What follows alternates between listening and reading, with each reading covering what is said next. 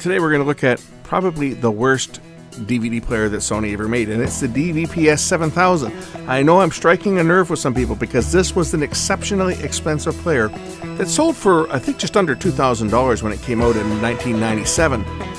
The reason, I mean, it was great in terms of picture quality, but the reason it was so bad was it didn't play many discs.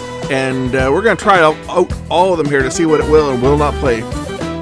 This time I have another CD DVD player. This is a Sony DVPS7000. Let's pop it apart and see what we've got here.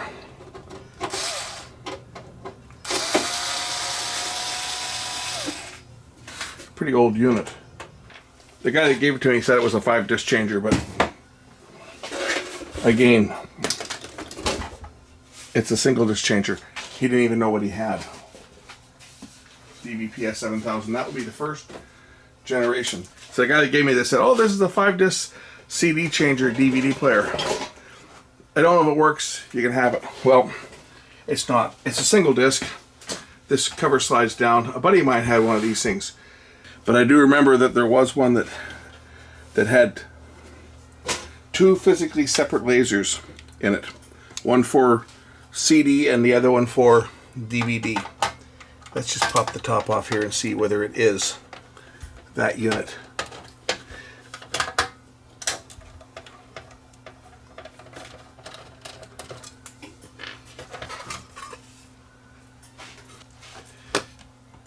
Oh God, it is. So this unit has two physically separate lasers. It's a KHS-18. It's got two separate lenses and two separate lasers. And these ones were not the most reliable.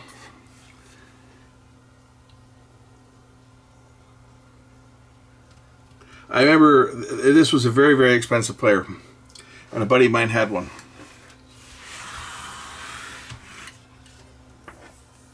It was probably the most expensive DVD player that I've ever seen.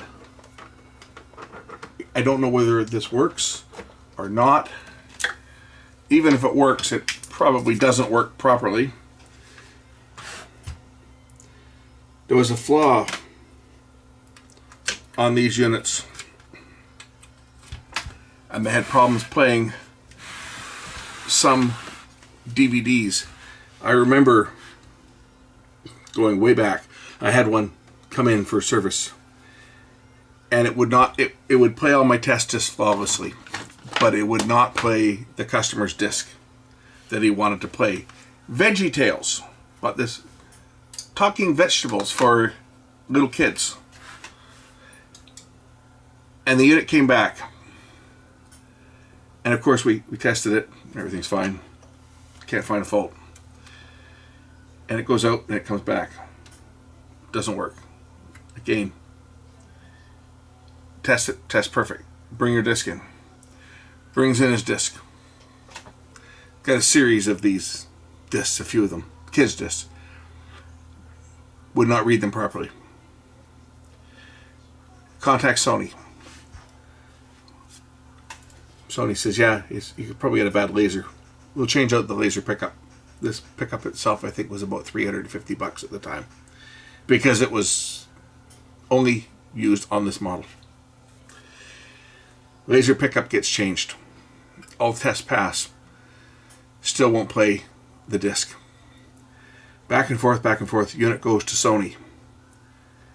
Sony has it for weeks. Finally, Sony says, we can't fix it. Those discs are not manufactured to spec. They have too much jitter. They were a commercial disc. They have too much jitter. That was the excuse. But every other DVD player could play the disc perfect. Just the 7000 could not. And when we sent it to Sony with the disc, they confirmed with other players that they couldn't play it. And it turns out that these things were not very tolerant to discs that were not 100% to spec. Anyway, it got lots of chips in it. It's a cool machine. My buddy had one. I don't think he's got it anymore. I think he got rid of it years ago because it broke down. But my buddy came into the shop that I worked at when he I don't know if I should tell you this business or not. He bought a business. He bought an existing business, and he came in and he bought all kinds of stereo and video equipment, big screen TV, one of these, ES amplifier, bunch of speakers, and he writes a company check for it because this is going to be, quote, to train new employees. We need this equipment so we can train the new employees, and we're going to get all of our training material on DVD, so we need to have this. We're going to have it in our lunchroom. Lunchroom was his basement, basically. But that's water under the bridge because the business didn't last. He went under, and he kept all the equipment, of course. The equipment just kind of vanished, and he just kind of hung on to all the equipment. But I know that he had problems with it as well. And he just went and bought a cheap, basic DVD player. See, prior to this, the Sony DVD players, prior to this, they could not play CDR because they used a red laser for reading both CD and the DVD discs. This one, they put a separate laser on. Next generation, they put a dual frequency laser on them, like one piece with two lasers through the one lens. I had a Pioneer at the time. Mine could read CDRs because it used a dual frequency laser, but Sony went the discrete laser on this particular machine. Let's try playing a disc on this thing first. I should show you guys how this thing works, because it's, if you haven't seen this work, there's a lot of mechanics that go on in here to load a disc. Hence the reason why they charged what they did. So the panel opens up. You drop your disc in, you close it,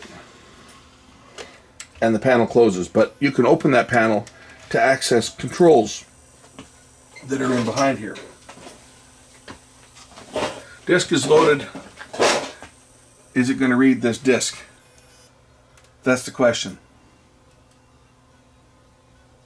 It says insert disc. Surprise, surprise. It's not going to read the disc. Dual discrete optical pickup. It will not read a DVD-R. It probably is not going to read anything. Now I know there's nothing wrong with this disc because I just played it. I'll make sure it's not dirty. But I just played this disc in another DVD player. The last one I looked at. It spins. Oh, this time it says it's a DVD, but now it says insert disc. It's not going to read it. It's unable to read this disc. We'll try some more. I'll even try a stamped disc and see what happens. But I bet I'm going to run into the same problem because I bet that optical pickup is bad. It even could be the craps.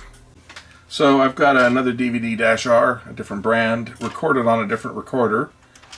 We'll see whether it will accept that one. This one was recorded on a Lighton. This one was recorded on a Toshiba. Is it going to accept that one? I'll try a DVD plus R as well and a stamped DVD and see if it will read any of those, and then we'll go over to the CD side of things. Now this one here says it says DVD, but I bet it's going to kick it back and say insert disc, which it does, and the play button doesn't do anything. So it doesn't read that one either. Let's try a stamp disc. See if it will read a stamp disc. It might just be that it will not read burned discs because the age of this. This one says DVD, so it looks like it's going to read this. So this may not read any burned discs.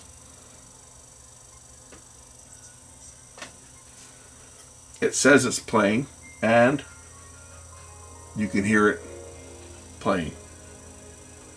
So it's going to play that one. I've got a DVD plus R disc. I'll grab that and see if it'll play that. So this is the plus R.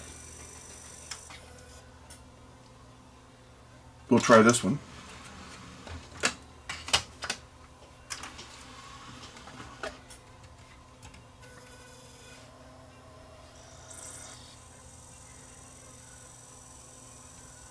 I doubt that it's going to read the plus R.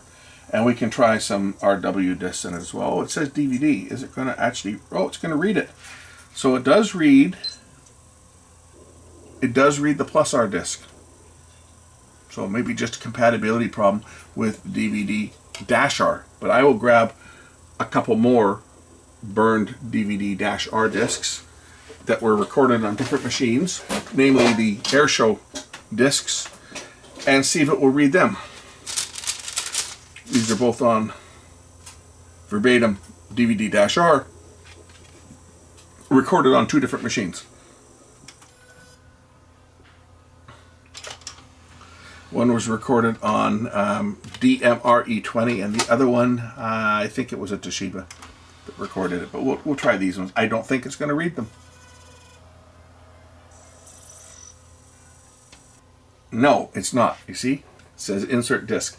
This kind of makes sense, though, because, you know, at the time when this machine was made, Sony was fully in the DVD+R camp. And then they switched to the DVD-R camp. But their initial machines that they came out with, when Sony initially got into recordable DVDs, their initial recording drives were plus only. And then they released the dual drive that would do plus and -R. Again, this one here, same thing. It's not accepting either of these discs, but it is playing this one.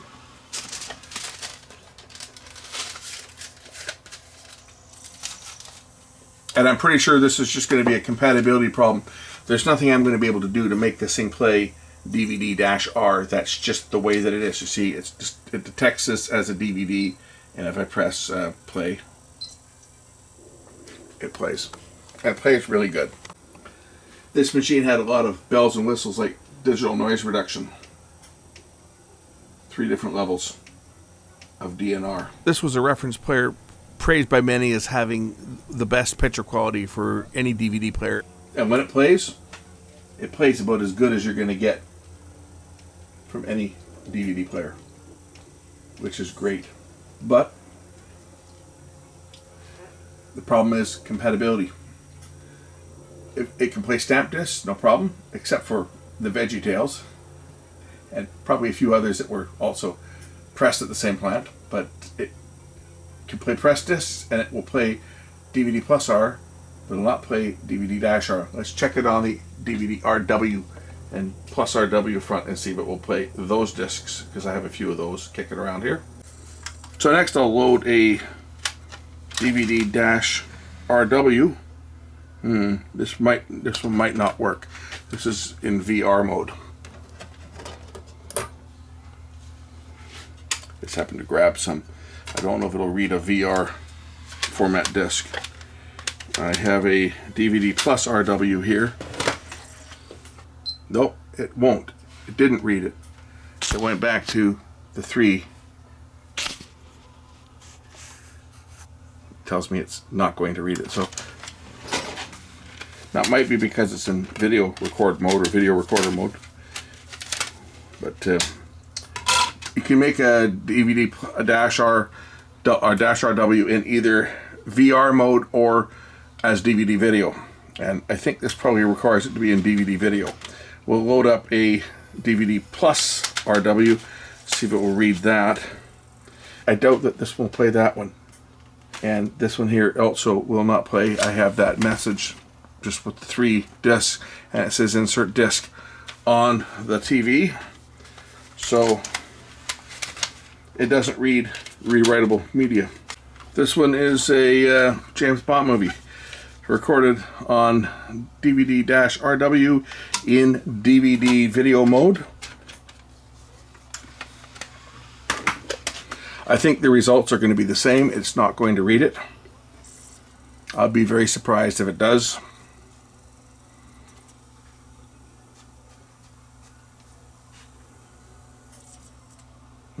Okay, it says DVD, but it's going to kick it back here. Yeah, it kicked it. It said DVD for a second, but then it kicked it and just says insert disc. So what I have here is a giant paperweight. We'll try it with audio CDs. And it won't play MP3s either, guaranteed. It's too old. Let's see if it will read a CD-RW disc. Nope, Doesn't even try to spin. So that's a no-go. Let's try a CDR. Got a couple of music CDs here. 2 different types of CDR. It should play both of them. No problem.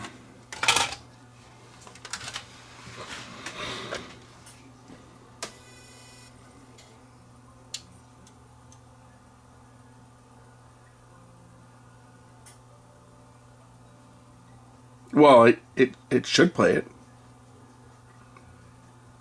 But it's not.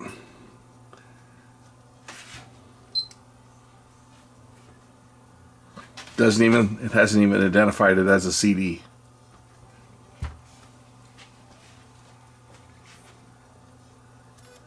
Nope. It will not read that disc. So let's try a different type of CDR. This is a clear, like a silver disc. Let's try this one. Nicely scratched, but that's okay. It should read it. Should. Might not. But it does read it. And it does play it.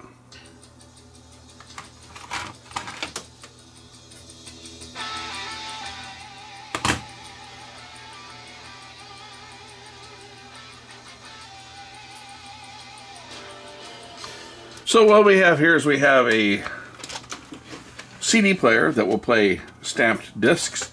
It will play some CDRs, but not others. It will not play DVD-R. It will not play DVD-RW or plus RW, but it will play a stamped disc, and it will play DVD plus R. That's what this does. You think this one's worth hanging on to?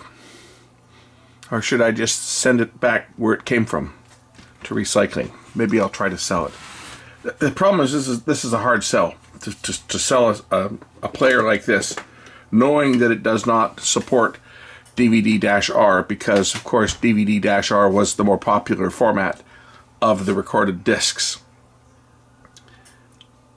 More drives supported, more recorders supported DVD-R than DVD plus R. The later ones supported both, but initially all the early Panasonics, I think all the Panasonics for that matter, or pretty much all of them, DVD-R, DVD-RW, and DVD-RAM were Panasonic. So it really, it leaves one in a dilemma as to what to do with this. And no, there's nothing to fix. This is just a compatibility issue. This machine was produced just around the time that recordable discs hit the market, and it just doesn't support them. And I know that, that's why I'm not going to waste any more time on this thing, because I know that just due to having to deal with a couple of these very expensive paperweights that Sony produced. And of course they marketed them with that dual discrete laser. That was something that they marketed as a good thing, but it really wasn't very good on this one. Let's take a look at the back of this one here. Does it say when it was made? So this one was made in March of 1997, as when this one was produced. Say, relatively early days for recordable discs, because the DVD recorders didn't actually start hitting the market until a few years after this. There was a few of them out there, but they were very, very expensive. The fact that it supports, but I mean, I have DVD players that are older than this that support recorded media, no problem. Just this one doesn't. I'll show you guys the transport on this, because the transport itself is it's pretty good, if I remember. Again, it's been a long time. When I had that one that we tried to get the laser replaced on it because it wouldn't read some discs, and eventually it went to Sony, and Sony couldn't even fix it. And they basically said Too bad. I think Sony ended up buying the thing back from him and getting him another player. Look at the motor on this. The motor is really good. It's a BSL motor on here, right? The motor was fantastic. And for what it was, it worked pretty good, but again, it was limited to stamp discs. Turn it on here and you guys see the lasers. There's the red laser and there's the infrared. If I turn it into night shot mode, red laser, infrared laser.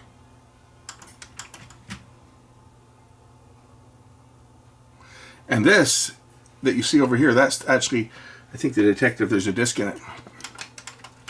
You see, it has a disc detector. There's another one on this other side. It's got one over here, and it's got one over here that flashes infrared light. Here's something else that makes you scratch your head on this design. So if you look down here, it's got a nice power transformer and a linear power supply. Great, huh? What do you think might be under door number 2? Guys know what this is?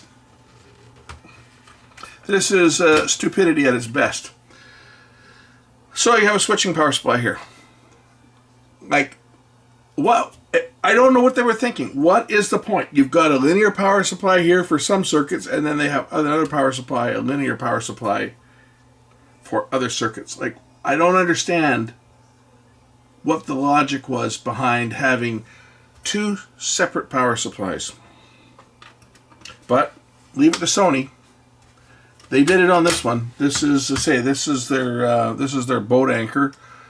Anybody that got stung with one of these players regretted it almost immediately after buying it. Well, maybe not immediately, but within a short amount of time, anyone I know that ended up with one of these players regretted owning it just because of the limitations that it had. And this was long before these things were around. This was playing recorded discs that half the time didn't play, or they didn't play right, and we couldn't fix it. We changed pickups. I think the player in question that had all the faults, Sony not only changed the entire transport, but they also updated the firmware chip over here. They did everything to it, and they could not make it play. So the guy ended up getting a different player. They ended up biting the bullet, and I'm sure he probably got, because the player they replaced it with was a lot cheaper than what he had. But anyway, that's this one, and say it plays the DVD plus R disc, no problem. Not that that's much use to me, because I don't have many discs that were recorded on DVD plus R. Most of my discs that I've got are recorded on DVD-R. So for myself, keeping this as a playback machine, not going to do me much good, because again, for what I've got, it won't do the job. But that's this one for tonight. Say, unfortunately, not really much I can do. It's working. It's just not working as well as I would like it. It's not playing the discs that I really want it to play. Oh well. Thanks for watching. We'll catch you in the next one. Bye.